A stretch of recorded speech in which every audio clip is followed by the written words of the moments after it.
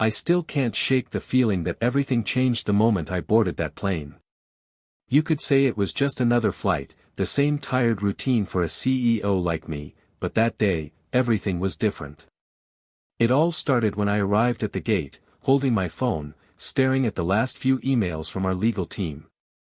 The team was finalizing a $500 million deal with one of the biggest partners we'd ever had.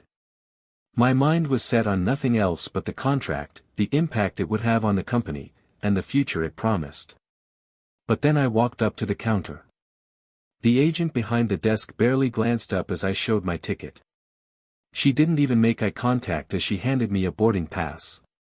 "Your seat's in economy," she said, her voice flat, almost dismissive. I froze for a moment, thinking it was a mistake. "I'm the CEO," I said, trying to mask the irritation in my voice. "This should be a first-class ticket." Her response was almost mechanical, like she had heard it 1,000 times. "I'm sorry, sir. This is the only seat available." I tried to stay calm. The last thing I needed was a confrontation. But as I made my way down the jetway and into the cabin, something felt off. The stares I was getting from the flight attendants didn't help. The whispers that followed me as I passed them only deepened the unease that had begun to grow in my stomach. Little did I know that this simple act of being relegated to economy would set off a chain of events that would bring my entire company to the brink. I took my seat in economy, trying to push the nagging discomfort aside. The seat was cramped, the overhead bin barely above my head, and the window view offered nothing but a glimpse of the clouds. I tried to focus on the documents in my lap, but the voices around me were like a buzz that refused to fade. As the plane took off, I found myself thinking about that deal. $500 million. That kind of money could elevate our company to a new level. The timing was perfect, we were poised for a major expansion. But I couldn't stop replaying the moment I was shown to my seat. Why had they treated me like this? Was it a mistake, or was there something more to it? My phone buzzed with another email. It was from our CFO. The subject read, "Urgent, issues with the deal." I opened it, scanning the contents quickly. What I saw made my stomach drop. The deal had hit a major snag. Legal was reporting that one of the signatures on the contract was being questioned by the partner. Apparently, the terms of the agreement were being interpreted differently than we had agreed upon, and they were threatening to back out. I tried to make sense of the message, but then another one came through. This one from our head of marketing. Meeting with key stakeholders postponed. They're unhappy with the delays. What should we do? I stared at the glowing screen, my mind racing. I knew how quickly these things could spiral out of control, but there was something more unsettling about the situation. It felt as though the universe had aligned against us. First, the disrespect at the gate, then the sudden complications with the deal. I had an uneasy feeling that the two were somehow connected. Just as I put my phone down, the plane hit turbulence, jolting me in my seat. The seatbelt light flashed on, and the flight attendants began moving down the aisles, securing the cabin. I closed my eyes and tried to take a deep breath, but it felt like the world was shaking, literally and figuratively. Then, my phone buzzed again. This time, it was a text from my assistant, "CEO, the partner just pulled out of the deal. $500 million gone. I'm so sorry." I felt the weight of those words like a punch to the chest. I could barely process the text. The reality of what had just happened was like a heavy fog, suffocating every bit of clarity I had left. The entire $500 million deal, gone. Just like that. I quickly typed a response, asking for any further details, but there was no immediate reply. The buzzing of my phone seemed distant now, drowned out by the deafening thrum of the engines and the muffled voices around me. I looked out the window, hoping for some clarity, but the sky was a dark, oppressive gray, just as my mind felt. But then, something even worse happened. The flight attendants began moving up and down the aisle with a noticeable change in their demeanor. They were no longer smiling, no longer speaking with the same professional calm I'd seen when I boarded. Their glances lingered a moment too long, and whispers traveled faster than the drinks they were serving. I couldn't help but feel that something had shifted, that I was no longer the respected CEO of a major corporation, but just another passenger in the back of the plane. As I sat there, I received another email. This one was from the legal team. They were asking me to call in, urgently. My heart sank. I knew exactly what it meant. The deal was officially dead, and now, they needed me to do damage control. The repercussions would be massive. Not just for the company, but for me personally. I debated whether I should call them immediately, but the sound of the flight attendants' hushed conversations reached me again. Their tone had changed. They weren't talking about the food, the cabin, or any other normal in-flight chatter.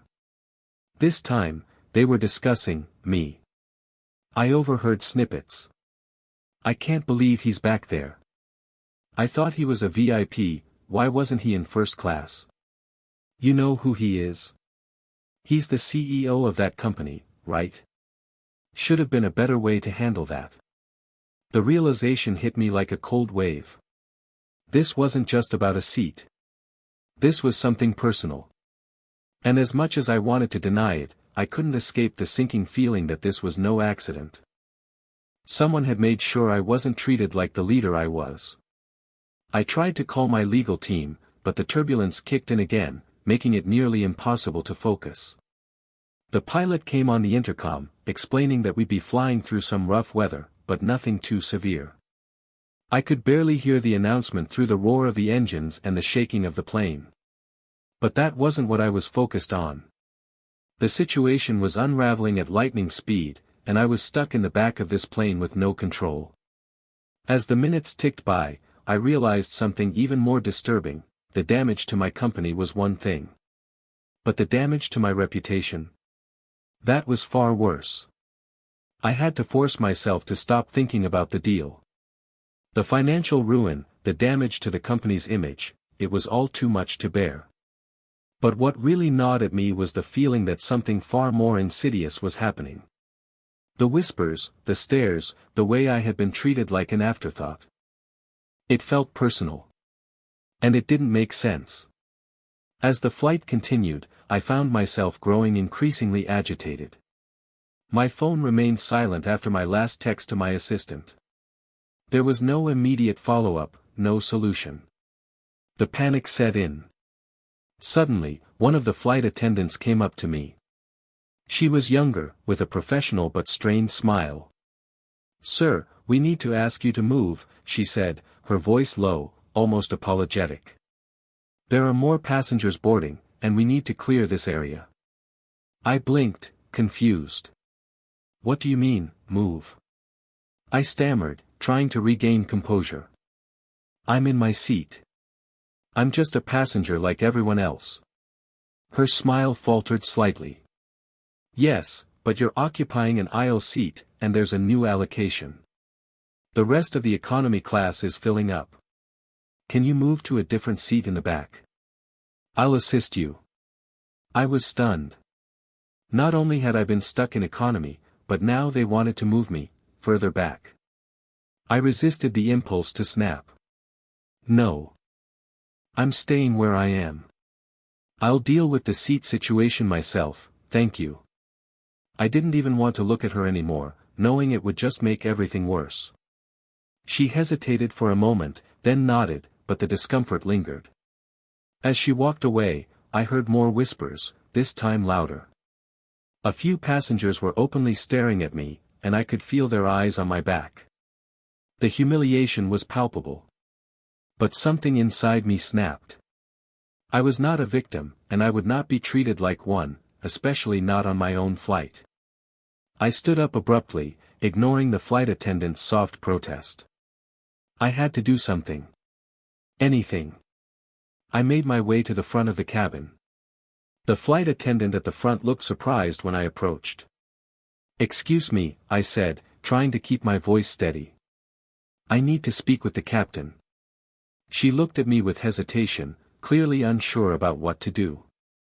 "Sir, I'm not sure if, I don't care," I cut in. "Get the captain." I could see her visibly recoil, but she eventually relented and made the call. Minutes later, I was face to face with the captain. I tried to keep calm, but my frustration was clear. "I need to know why I'm being treated like this," I demanded, my voice low and tense. "I'm the CEO of a company that's worth billions, and I've just been humiliated in front of everyone on this flight. I'm in the back of the plane with no explanation, and no one seems to care." The captain, a middle-aged man with graying hair and an uneasy expression, glanced nervously at the flight attendants. "I'm sorry, sir. There's been some miscommunication. I'm sure it's just a misunderstanding." "A misunderstanding?" The words hit me like a slap. "A misunderstanding? I'm being treated like a second-class citizen," I growled. "I demand answers." The captain stammered, then glanced around again as though unsure whether to continue the conversation. He seemed to be caught in some kind of awkward hesitation. And that's when it hit me. It wasn't just the treatment, or the seat, or the turbulence, it was everything. This wasn't a simple error. This was sabotage. Before I could speak again, the captain turned away quickly, muttering something under his breath. I stood there for a moment, stunned. My mind raced. Was this really happening? Could this be some sort of coordinated effort to undermine me and my position? The more I thought about it, the clearer it became. This wasn't about a seat on a plane, this was about something much deeper. As I turned back to head towards my seat, the weight of the situation hit me full force. The deal had already fallen apart, but now, I was facing a personal attack.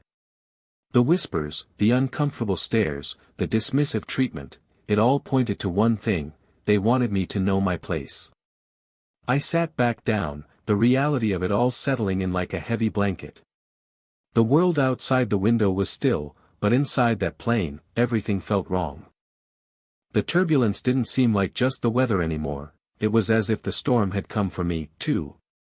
I opened my phone again, hoping for some good news, but instead, the messages had only gotten worse. "CEO, the partner has officially withdrawn. This is going to cost us millions, and we're already seeing the first signs of fallout. The board is starting to ask questions about your leadership." My stomach turned. I could feel my reputation crumbling in real time. It wasn't just about the deal, it was about how I would be remembered, how my leadership would be judged in the eyes of the company, and how the people who had once looked up to me now saw me as just another passenger on a plane. Then, as if to seal my fate, the final blow came through an email from the media team. "Press release being prepared. The airline incident is going to be covered by every major outlet." I didn't have to read the rest of the email. I already knew. The world was going to know about the CEO who had been relegated to economy class, treated like any other regular passenger, and humiliated in front of his peers. My entire career, my reputation, it was all at risk because of a simple flight. But I wasn't going to let this be my story. I wasn't going to be the punchline of some media circus. I made a decision in that moment. I was going to fight back, no matter what. I stood up once more, heading toward the front of the plane. This time, the flight attendants were no longer in my way. They seemed to shrink in my presence as I approached the captain's door. "I'm not done," I said, my voice steady now, commanding. "I want a direct line to the airline's executives. And I want this resolved." The captain hesitated but opened the door. The stakes were higher than ever. I wasn't just fighting for a deal anymore. I was fighting for my career. For my dignity. And for everything I had built. I stepped into the small, cramped cabin where the captain had been working, trying to steady myself as the adrenaline began to course through my veins. The door clicked shut behind me, and the hum of the engines was suddenly deafening in the silence that followed. "Sir," the captain said, his voice nervous. "I've already put in a call to the ground team. They'll be waiting for you when we land." "Not good enough," I snapped, cutting him off. "I need action now. You're the ones responsible for this whole mess, and I want to know what you're going to do to fix it." The company is losing millions, and all you're offering is a phone call. The captain swallowed hard. He looked over at the flight attendants, who were standing just outside, clearly uneasy. They had all been complicit in what had happened, whether intentional or not. Their discomfort was palpable. He began but was interrupted by the sharp ping of a notification on my phone. It was from my assistant. CEO, the media has already started picking up the story. We've got sources reporting that this is a scandal. The airline is in full damage control mode. The press will be waiting for you. I stared at the screen, disbelief rising. How quickly had this spiral gone out of control? The very thing I had feared was happening in real time. The headline would write itself, CEO shunted to economy class, $500M deal collapses immediately after. And yet, amidst the storm, a strange clarity formed. This wasn't just a public relations nightmare. This was personal. Someone had gone to extreme lengths to humiliate me, to make me appear weak. I could feel the walls closing in, but I refused to be crushed by them. I looked back at the captain, my anger still simmering beneath the surface. You need to get in touch with the airline's executives. Now. I don't care who you have to call, but I need to speak to someone with the power to fix this, or this plane won't be the only thing that's grounded. The captain seemed to hesitate before nodding. I'll do my best, but what? I demanded. What are you trying to say? The captain's gaze dropped briefly before meeting mine again, his expression tense. Sir, I'm just trying to warn you that this may go further than just a few complaints about the seating. You're dealing with a lot of powerful people, and there's more to this situation than you think. It might not be something we can fix just with a phone call. The words hit me harder than I expected. The implications of what he was saying settled in like a heavy weight on my chest. This wasn't about a mere flight inconvenience. It was a deliberate act, a statement. But by who? Why? Before I could ask more questions, my phone buzzed again. It was from the airline's PR team, press conference at the airport. They want a statement. I knew what that meant. They were going to try to control the narrative, spin this in a way that kept their image intact. But they didn't realize one thing. This wasn't just about the seat, the deal, or the humiliation. This was a power struggle, and I wasn't going down without a fight. The turbulence in my chest was matched by the literal turbulence outside. It was almost as if the storm wasn't just around me, it was inside, too. As the plane continued to shake with turbulence, I felt every ounce of control slipping away. The chaos inside me mirrored the storm outside.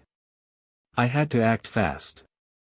If I didn't take charge now, everything I had built could be reduced to dust, and I couldn't let that happen. I turned toward the door to leave the captain's small office, but as I did, the flight attendants stepped forward. Their eyes were no longer filled with the indifference they had shown earlier. There was something else there now, uncertainty, maybe even fear. Sir, one of them spoke up, hesitating, we understand this situation is difficult. But we can't let this escalate. People are already talking about the flight in the terminals, and the media is picking up on it. I shot a cold glance toward her. It's already escalated, I said, my voice cutting through the air. What happens next is up to me. I could see the hesitation in her eyes, the way she tried to stay professional, but she was now trapped in something much bigger than just handing out snacks or drinks. I could tell she wanted to step back, retreat to the safety of her duties, but she couldn't. This was no longer just about a simple flight, it was about the kind of power dynamics that I knew too well. And in that moment, I realized I had to wrestle back control. I stepped out of the captain's office, making my way back down the narrow aisle. I could feel every gaze upon me, every set of eyes that scrutinized my every move. There was no more pretending. No more hiding in the corner. As I reached my seat, the phone buzzed again. My assistant had sent me an urgent message, they're offering you a seat at the press conference.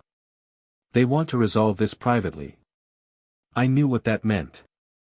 They were trying to manage the situation before it hit the mainstream media. The airline wanted to spin this story into something manageable. But I wasn't about to let them dictate the narrative anymore. I stood up once more and walked toward the front of the plane, where a flight attendant was waiting for me. She was holding my coat, looking hesitant. She hadn't expected me to get up again. "Sir, are you sure?" she asked softly, her voice filled with a strange mix of curiosity and caution. "I'm sure," I replied. "This isn't over." I could see the tension in her face as I passed her. The feeling of being watched only grew stronger with each step. It wasn't just passengers anymore, it was everyone. Everyone who had seen me and thought they could push me around, reduce me to a footnote on their flight. The captain's door opened again, and I walked inside. "Get me on the phone with the executives," I said to the captain. "We need to end this now."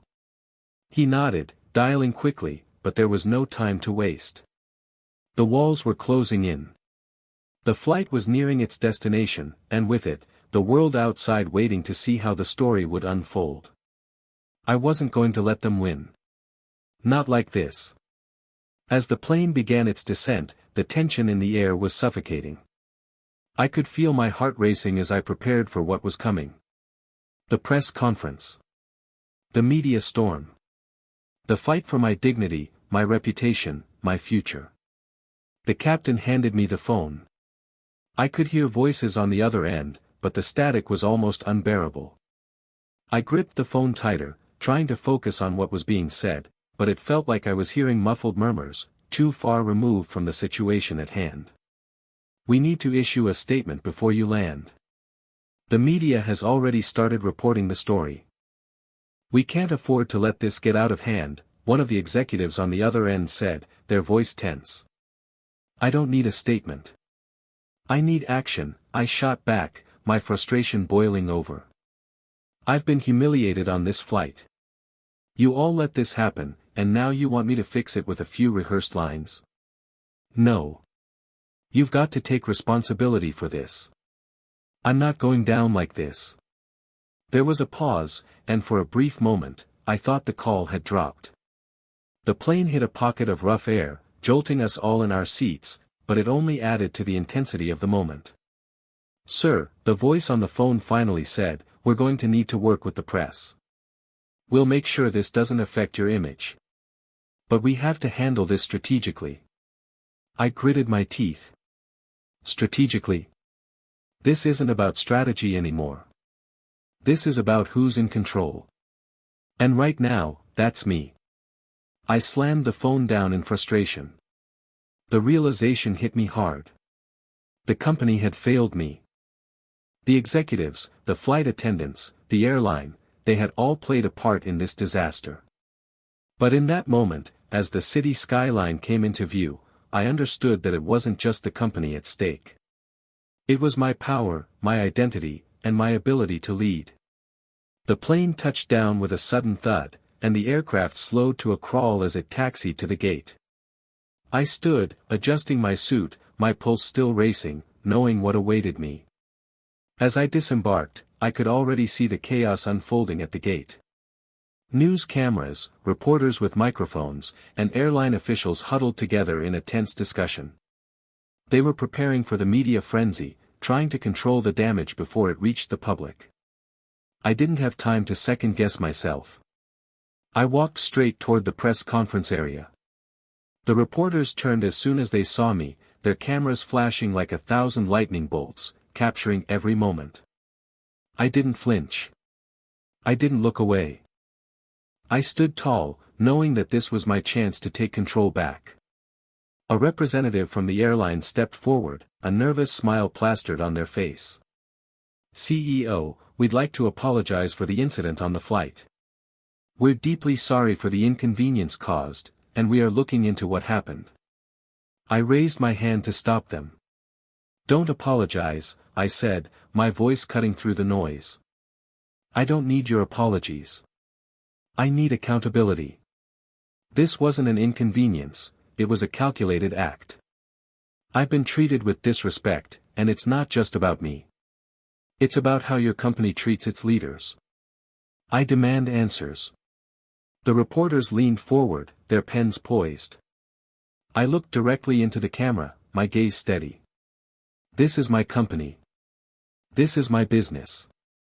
And I'll be damned if I let anyone reduce me to something less than what I've worked for.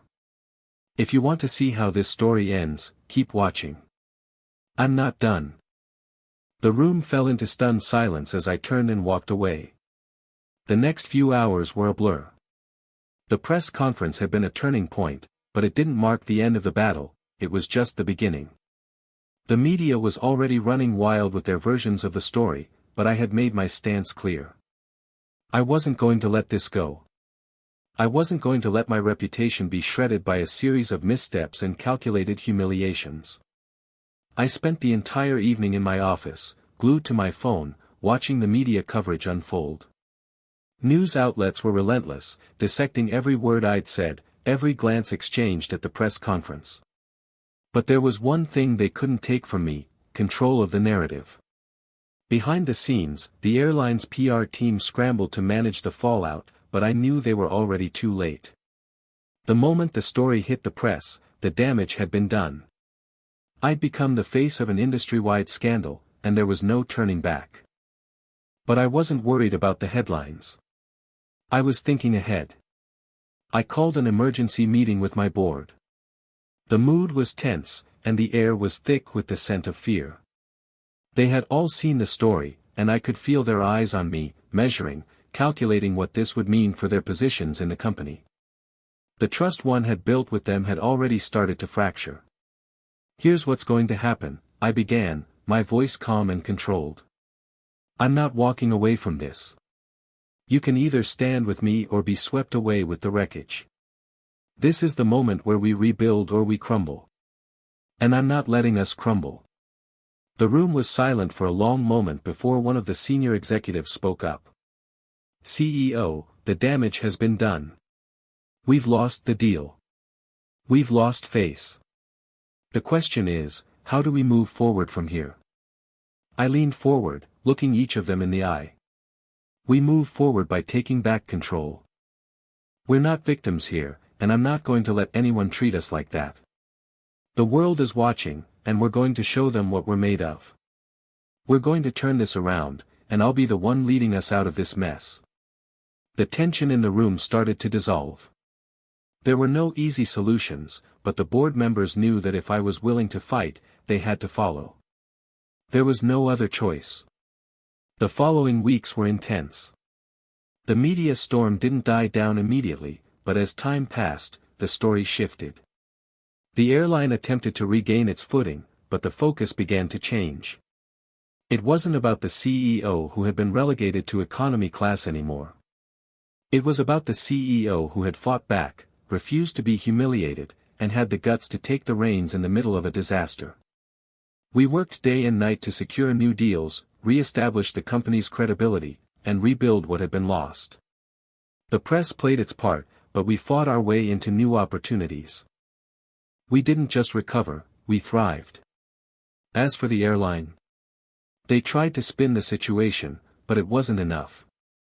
They couldn't erase the stain of the scandal, and soon enough, they were facing their own set of problems. It wasn't long before they found themselves in the midst of their own corporate shakeup. In the end, I walked away from that flight stronger than before. The deal had been lost, yes. But my power, my resilience, those were things no one could take from me. And just like that, I reclaimed control.